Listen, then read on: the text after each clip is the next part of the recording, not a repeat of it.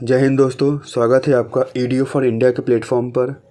जैसा कि हमने एक सीरीज़ शुरू किया है जिसमें हम रोज़ 10 क्वेश्चन कम्युनिटी पोस्ट पे डालते हैं और उस पे आपको बहुत अच्छा रिस्पांस आ रहा है।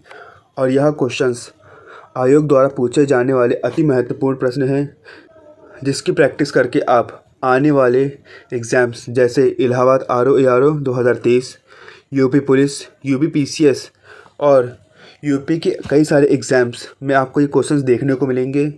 तो चलिए शुरू करते हैं। पहला प्रश्न हमारा है, किस वर्ष वर्नाकुलर प्रेस एक्ट पारित किया गया? तो इसके ऑप्शन से ए 1878, बी 1875, सी 1879 या डी 1881। तो इसका सही उत्तर होगा ए 1878।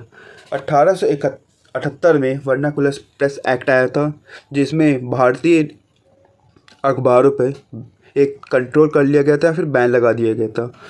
जैसा कि आप ये देख रहे हैं केसरी पेपर, यह न्यूज़पेपर बाल गंगाधर तिलक के द्वारा शुरू किया गया था। चलिए इसके बारे में और जानते हैं। तो वर्नाकुलर प्रेस एक्ट अधिनियम 1878 में पारित किया गया। इस अधिनियम को लॉर्ड ईटन के द्वारा पारित किया गया था। इसका मुख्य उद्देश्य क्या था? तो इसका मुख्य उद्देश्य ये था, जो भारतीय भाषा के समाचार पत्र थे उस पर अधिक से अधिक नियंत्रण लेना, जिस पे जो ब्रिटिश सरकार के विरोध में जो लिखे जा रहे थे उस पर कंट्रोल बनाना, और इसे मुंह बंद करने वाला अधिनियम भी कहा गया। तो अगला प्रश्न है, भारत के चुनाव संबंधित विवादों पर निर्णय दिया जाता है। तो इसके ऑप्शन से ए भारत के सर्वोच्च न्यायालय द्वारा, बी संसद द्वारा, सी लोकसभा द्वारा या डी चुनाव आयुक्त द्वारा। तो इसका सही उत्तर होगा ए भारत के सर्वोच्च न्यायालय द्वारा। भारत का सर्वोच्च न्यायालय अगर राष्ट्रपति के चुनाव में भी कोई विवाद आता है तो उसमें निर्णय उसका रहता है। अब इसमें एक और चीज़ है कि जब राष्ट्रपति शपथ लेता है तो उस समय भारत के सर्वोच्च न्यायालय का न्यायाधीश उसे शपथ दिलाता है। चलिए इसके बारे में और जानते हैं। तो राष्ट्रपति पद के चुनाव संबंधित विवादों का निर्णय सर्वोच्च न्यायालय द्वारा दिया जाता है, जिसका उल्लेख आर्टिकल 71 या अनुच्छेद 71 में इसका जिक्र किया गया है। इस चुनाव के संबंधित सभी विवादों का जांच व फैसले सर्वोच्च न्यायालय द्वारा होता है तथा उसका फैसला ही अंतिम फैसला होता है। चलिए आगे चलते हैं। अगला प्रश्न है, राष्ट्रपति द्वारा राज्यसभा के लिए कितने सदस्यों को मनोनीत किया जाता है? तो इसके विकल्प हैं ए 8, बी 10, सी 12 या डी 15। तो इसका सही उत्तर होगा सी 12। राष्ट्रपति द्वारा 12 सदस्यों को मनोनीत किया जाता है। यह सदस्य साहित्य, विज्ञान, कला व समाज सेवा से जुड़े जानकार व्यक्ति होते हैं जिनको राष्ट्रपति मनोनीत करता है। अगले प्रश्न पे आते हैं। अगला प्रश्न है, हीराकुंड परियोजना किस नदी का जल उपयोग करता है?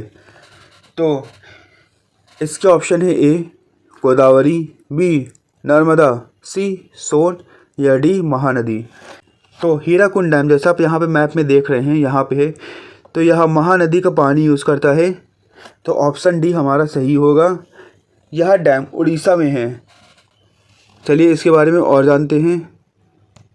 तो हीराकुंड बांध परियोजना बाढ़ नियंत्रण, सिंचाई और बिजली उत्पादन हेतु एक बहुउद्देशीय परियोजना है। यह उड़ीसा राज्य के संबलपुर शहर में महानदी पर निर्मित है। इस परियोजना की नींव 1948 में भारत के पहले प्रधानमंत्री पंडित जवाहरलाल नेहरू ने रखी थी। चलिए अगले प्रश्न पे आते हैं। इंदिरा गांधी नहर परियोजना निम्न में से किस नदी से पानी लाती है? तो इसके ऑप्शन है ए रावी, बी व्यास, सी सतलुज या डी उपयुक्त सभी। तो इसका सही विकल्प होगा डी उपयुक्त सभी। जैसा कि आप ये देख रहे हैं, ये इंदिरा गांधी परियोजना है जिसमें आपका ये सतलुज रिवर, ब्यास रिवर और रावी का ये पानी यहाँ पे आता है। ये तीनों का जल लेके राजस्थान में आता है। चलिए इसके बारे में और जानते हैं।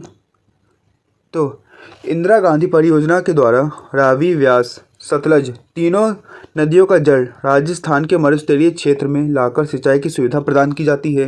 इंदिरा गांधी नहर का उद्घाटन मार्च 1858 यानी 1958 के तत्कालीन गृह मंत्री श्री गोविंद बल्लभ पंत ने किया था। इस नहर का उद्गम पंजाब के हरिके नामक स्थान पर निर्मित हरिके बैराज से होता है। चलिए अगले प्रश्न पे आते हैं। अगला प्रश्न हमारा हिंदी से है। तो यह क्वेश्चन है, इनमें से तुरंग शब्द का पर्याय है। तो इसके ऑप्शन है ए वाजी, बी अम्बुधर, सी विजन या डी किंकर। तो इसका सही उत्तर होगा ए वाजी। अब वाजी का पर्याय क्या होता है? तो वाजी का पर्याय होता है घोड़ा, घोटक, है आदि। चलिए अगले प्रश्न पे आते हैं। अगला प्रश्न है कि श्री गणेश शब्द का विलोम क्या है? तो इसके ऑप्शन है ए इति, बी इतिश्री, सी अथ या डी इत्यालम।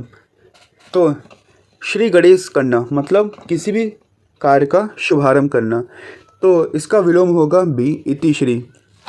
चलिए अगले प्रश्न में चलते हैं। अगला प्रश्न है, धनी का विलोम शब्द है।